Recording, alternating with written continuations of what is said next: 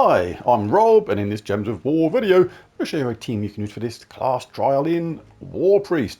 First things first, if you want to make things a little bit quicker, you can grab yourself a tier 1 from the shop. This is going to give you a potion of enchantment amongst other things. Really cool, some extra class sigils, get you a little bit further, some more troops, some more gold, more souls, more stuff, and more stuff is good.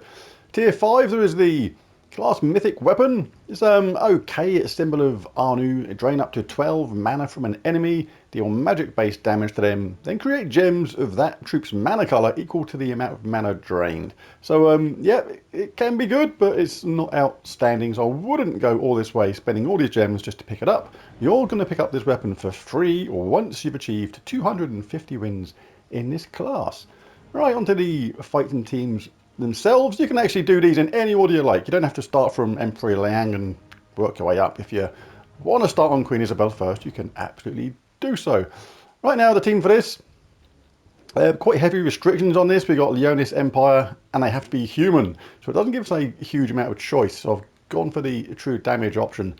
Emperor Corvash, two of them, Khatib, Tahir, give life and 5 attack to an ally, and if the ally is a human, give double the effect. We're going to have all the humans in this team, so basically that is going to get double the amount of life. So you can use this and cast it on your Corvashes to keep them alive and keep them dishing out a decent amount of true damage, and it also stuns the first enemies and drains their mana at the same time. Really, really cool.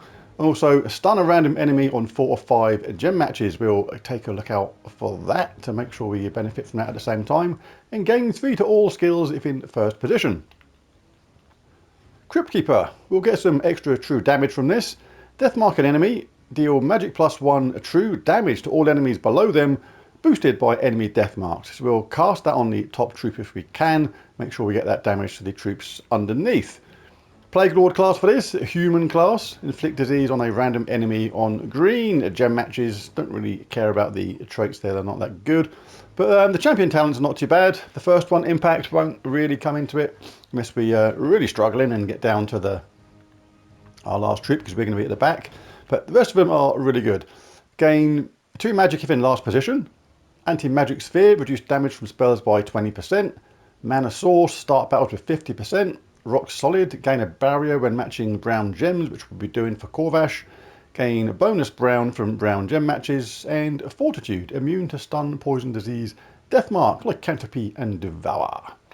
Right, so that is it. Let's dive in. Let's take a look at the banner for this. I'm going to go for a +2 blue, +1 brown, -1 sorrowful banner. As we said, we're in the Plague Lord class for this. All right, let's do a battle then.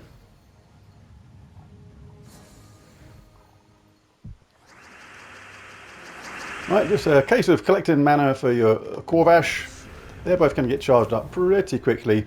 Because we've got 2 of them, rather than cast the first one straight away, if you do that, you're going to be mana blocking the second one. So when the colour is there for the next one, definitely pick it up. You can then cast both your Corvashes back to back and finish the enemy off. Crypt Keeper was up as well. If purple is there, you can get that and just do damage to 3 of the troops absolutely straight away by casting on the top one. We'll do that now. There we go, because of the potion of enchantment. And next round we are ready to go. Cast it on the top troop. Kaboosh! Don't say kaboosh, you don't get as much damage.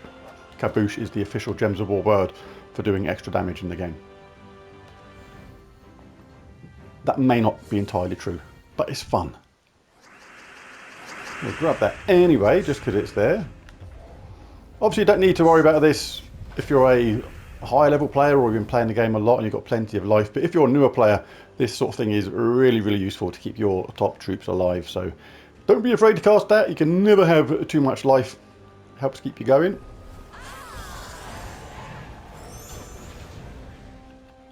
Now grab that and finish them off. We'll take the barrier away first then, and then bash them around the head. Get out of it, sunshine. Right, I've jumped forward a little bit just to show how this works on the slightly later levels, but yep, still really effective. Just make sure on the later levels you cast your Crypt Keeper first.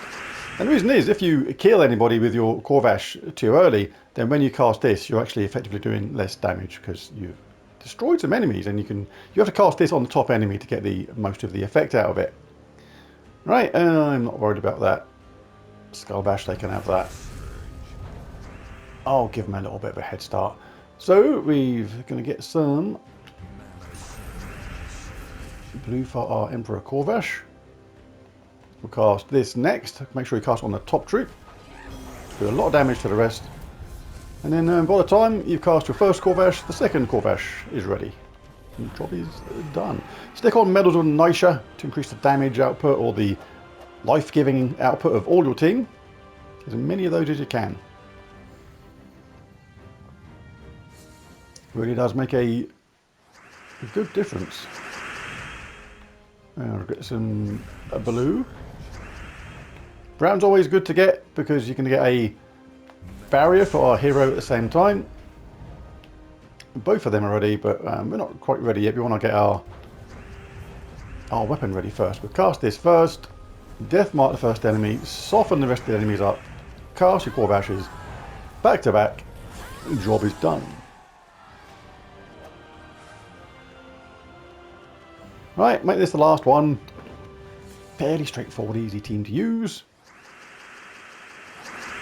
Grab that anyway, because when we get a 4 or 5 match, you get this Lion's Wrath, stun a random enemy on 4 or 5 at gem matches. But with 2 of these in the team, you get to do that effectively twice. There you go, 2 enemies stunned. Very handy. We'll grab another one of them because it's there. And everybody but the top troop now is now stunned. Nifty. Right, no need to really hang around now. We'll get that just because it's there, why not? Right, let's chuck that on them, soften them up.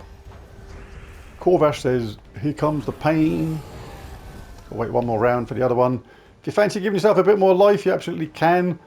47 life in my case and 5 attack to an ally. If the ally is a human, give double the effect. All humans, we get a huge amount of life. Makes us way more tanky. Very handy if you're a newer player.